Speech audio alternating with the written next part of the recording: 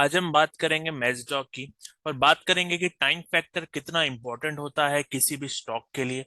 जैसे आप देख सकते हैं, ये डेली चार्ट है। यहाँ पे 25 जुलाई को एक करेक्शन आई थी और ये करेक्शन एंड हुई है 11 अगस्त को। अगर इन टोटल हम ये गिन्स काउंट करें तो यहाँ पे 13 डेज है, क्योंकि ये 13 बार्स का करेक्शन था। सेम करेक्शन कुछ टाइम पहले भी यहाँ पे आया था और ये करेक्शन भी 13 बार्स का था। विच मीन्स ये करेक्शन और ये करेक्शन इक्वल है इन टाइम। और इसीलिए इसको हम टाइम एनालिसिस अगर हम करें इसका, तो यहाँ पे हम इसको अगर लेबलिंग भी हमें करना हो तो यहाँ पे इसको 1, 2, 3, 4 और 5 होगा। क्योंकि जो इंटरनल करेक्शंस होती है जैसे 2 और 4, ये ऑलमोस्ट एग्जैक्ट इक्वल होनी चाहिए। और इनका जो टाइम फैक्टर है वो भी इक्वल है। तो इस केस में हम इसको लेबल कर सकते हैं और ये रूल्स को भी बैठती है हमारे।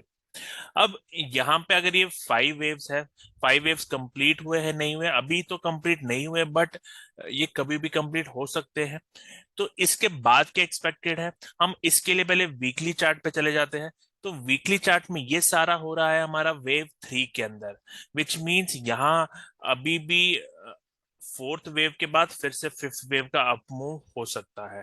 बट ये हम तब मान रहे हैं कि ऐसा होगा जब हम बोल रहे हैं कि पहले फोर्थ वेव करेक्टिव होगी, तभी फिफ्थ वेव आप बन सकती है। और ऐसा जरूरी नहीं होता कि स्टॉक मार्केट में हमेशा 5 वेव्स ही बने। काफी केस में ऐसा हो जाता है कि 3 वेव्स ही रहती है और उसके बाद स्टॉक बड़ी करेक्शन दे देता है, ओवरऑल करेक्टिव हो जाता है। तो ऐसा कोई कंपल्शन नहीं है कि वेव एनालिसिस में 5 की 5 वेव्स ही बनेगी। जैसे लास्ट टाइम अगर आपको याद होगा, हमने यहाँ पे बोला था कि ये जो 1, 2, 3, 4, 5 अभी लेबल किया है, तब हमने इसको WXY लेबल किया था। और हमने बोला था यहाँ पे अगर आपको एक करेक्शन मिलती है, ऐसी करेक्शन मिलनी चाहिए जो इस के इक्विवेलेंट टाइप की करेक्शन हो।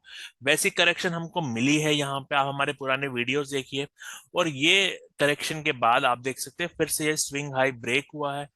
और यही हम कह रहे थे कि इस टाइप का करेक्शन मिलता है तो इसमें 5 वेव्स अब मिल गई है। अब एक 5 वेव्स में भी ये फिफ्थ वेव जो है, जब तक वो कंप्लीट होगी तब तक ये मूव बाकी है। और जब वो मूव कंप्लीट हो जाएगा तो फिर हमें थर्ड वेव के बाद फिर से एक फॉल मिल सकता है। ये वीकली का थर्ड कंप्लीट होगा और उसके बाद हमारा एक्सपेक्टेशंस है फोर्थ वेव आने का। और फिर अगर यहाँ पे फिर से हमें बाई अपॉर्चुनिटी मिली, फिर से हमें फिफ्थ वेव मिलेगी। बट यहाँ पे ये इसका टाइम अगर अब फोर्थ वेव का कितना हो उसके ऊपर हमें जाना, हम वापस वीकली चार्ट में आ जाते हैं। तो यहाँ पे भी आपने क्या देखा था कि जो वीकली में जो सेकेंड वेव बनी थी उसमें कितना टाइम लगा था, तो वो हम एक बार निकाल लेते हैं। तो यहाँ पे आप देख सकते हैं वो टाइम अगर हम इसको निकालें, तो हम एक बार इसको टाइम निकालने की कोशिश करते हैं। तो अराउंड 2-3 महीने इसमें लगे थे, अगर हम देख सकते हैं 16-17 बार। तो इसमें कुछ ऊपर नीचे थोड़ा बहुत हो सकता है। तो मतलब 2-3 महीने का इसमें 3-4 जैसे 2-3 जैसे हम बात करें, ये नवंबर दिसंबर स्टार्ट है और ये मार्च तक चला था। तो यहाँ पे अगर समझ लीजिए फिर से वैसा ही आपको करेक्शन मिलता है, उसी स्मॉल कैंडल्स बन रहे हैं, उसी टाइप का कुछ होता है, तभी ये सक्सेसफुल होगा कि फिफ्थ वेव फिर से बनेगी। और इसके ये एक पॉसिबिलिटी है कि फोर्थ वेव बनेगी। जैसे मैंने आपको पहले भी बताया, यहाँ पे जरूरी नहीं है कि फोर्थ वेव ही बने। इसमें एक बड़ी करेक्शन आ सकती है जो इससे ज्यादा टाइम ले ले। फिर इसका ये मतलब होगा ये इसमें जो हम फोर्थ एक्सपेक्ट कर रहे हैं वो अवेलेबल नहीं होगा। फिर ये एक बड़े डिग्री की जो है मंथली, उसकी करेक्शन हो जाएगी और उसमें और टाइम लेके फिर से आप वो प्लान कर सकते हैं। बट फिर उसमें हमें उसमें और वेट करना होगा। तो आपको टाइम फैक्टर को हमेशा, टाइम फैक्टर जो मैं बोलता हूँ आपको, कि टाइम फैक्टर को कंसिडर करके कैसा मूव मिल रहा है वो देखना होता है। अब हम ये जो फोर्थ से फिफ्थ वेव का जो ये हमें मूव मिला है, इसको भी हम शॉर्ट टर्म में देख लेते हैं। जैसे 4 आवर्स में अगर हम इसको देखने की कोशिश करें कि ये मूव कैसा है, तो यहाँ पे भी इसको भी हम इंटरनली डिवाइड कर सकते हैं। कितने मूव्स में हम इसको डिवाइड करेंगे वो हम एक बार देख ले। और तो यहाँ पे भी आप देखिए, यहाँ से यहाँ तक एक मूव आई थी, उसके बाद प्राइस यहाँ पे करेक्शन हुई, करेक्टिव स्ट्रक्चर फिर से बना। तो ये भी हमने आपको कवर किया था पहले, इसके एनालिसिस हमने बोला था कि 1 आवर पे एक बार मैं आपको वो दिखा देता हूँ। हमने बोला था कि यहाँ पे एक स्ट्रॉन्ग डिमांड जोन है, और उसी डिमांड जोन में यहाँ प्राइस आई थी। ये डिमांड जोन में जैसे ही प्राइस आई, फिर से स्टॉक ने एक स्ट्रॉन्ग मूव पकड़ा है, और उसी के बाद यहाँ पे फिर से एक स्ट्रॉन्ग मूव मिली है। अब ओवरऑल ये डिमांड जोन से फिर से गया मूव। अब ये अभी भी हमें 1 2 3 तीन ही वेव्स मिल रही है। तो इसमें क्या पॉसिबिलिटी है, या तो आपको फिर से एक करेक्शन मिलेगी, यहाँ पे करेक्शन जो ये अभी मिल रही है, ये पार्ट मतलब यहाँ पे इसी टाइप का कुछ करेक्शन अगर मिला, एक वो पॉसिबिलिटी है, इस फिफ्थ वेव के अंदर की बात हो रही है, वो हो सकता है। तो फिर अगर वैसा हुआ, वो स्ट्रक्चर मैं थोड़ा आपको दिखा देता हूँ कैसा होगा। वो थोड़ा इसी टाइप का स्ट्रक्चर होगा, एक रेंज में स्टॉक रहेगा। अगर कुछ ऐसा हुआ तो फिर से आपको अपसाइड मिलेगा। बट इसका एक दूसरा केस भी है कि समझ लीजिए कि यहाँ पे और अप मूव नहीं आएगा, उस केस में क्या होगा, आपका ये धीरे धीरे आके ये ब्रेक कर देगा, ये लो भी निकाल लेगा।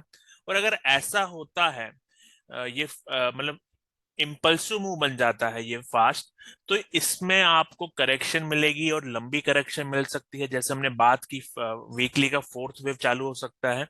और उस केस में यहाँ पे शॉर्ट टर्म प्रॉफिट बुक कर लेना चाहिए अगर वैसा कुछ होता है।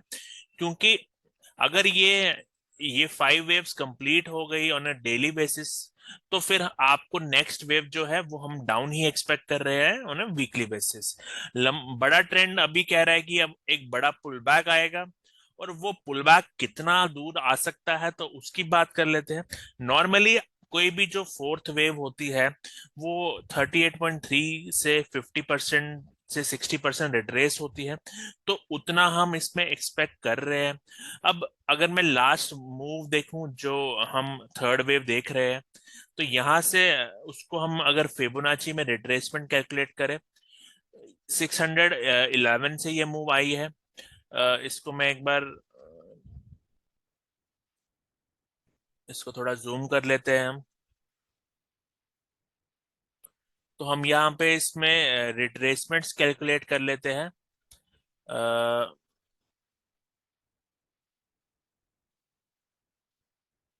अगर समझ लीजिए यहाँ पे ये ओवर हो चुकी है वेव, तो आपको जो लो, जो मतलब 38% तो इसका 1769 पे आ रहा है, और 50% आ रहा है 1547। तो ये वाले जोन में फिर से प्राइस आ सकती है अगर ये फोर्थ वेव का डिक्लाइन स्टार्ट हो गया है। अब ये डिक्लाइन होगा, और बट यहाँ पे जो डिमांड जोन है, एक डिमांड जोन काफी नीचे है, पर अब मैं ये 61% पे है, मतलब 1326। तो ये लेवल भी आप देख सकते हैं। बट मतलब ओवरऑल हम देख सकते हैं कि जो ये लॉन्ग मोमेंटम इसमें हुआ है ऑन ए वीकली, तो यहाँ पे एक टाइम ऐसा भी आएगा जब इसमें करेक्शंस आएंगी। मतलब करेक्शन का ये मतलब नहीं है कि स्टॉक क्रैश हो जाएगा, बट करेक्शन का ये मतलब होता है कि स्टॉक थोड़ा पुल बैक देगा, ताकि वो अपने नेक्स्ट मूव को लेने के लिए फिर से वो अ, थोड़ा करेक्ट हो जाए थोड़ा, क्योंकि इस टाइम पे कोई मतलब वैल्यू कम होने लग जाती है जब स्टॉक इतना भाग जाता है। यहाँ पे भी जो आज का कैंडल आप देख रहे हैं, काफी बेरिश कैंडल है। मतलब उसकी कैंडल की अगर आप विक देखें, काफी ज्यादा है, वॉल्यूम काफी ज्यादा है। ये सारे जो सिग्नल्स होते हैं, ये सारे एक बेरिश सिग्नल्स होते हैं। हमने वॉल्यूम स्प्रेड एनालिसिस का कंसेप्ट भी देखा है, उसमें भी कुछ इसी टाइप के कैंडल्स बनते हैं, टॉप पर वॉल्यूम भी बहुत ज्यादा होता है। अब अगले कुछ दिनों में अगर ऐसा कुछ होता है जिसमें ये ब्रेक हो जाती है ट्रेंड लाइन और फॉल आता है, तो फिर आपको इसमें थोड़ा प्रॉफिट बुकिंग कर लेना चाहिए। आई होप ये वीडियो आपको कुछ नया सिखा के गया है। वीडियो को लाइक करिए, चैनल को सब्सक्राइब करिए, कोई डाउट हो जैसे कमेंट डाल सकते हैं। Thank you and have a nice day.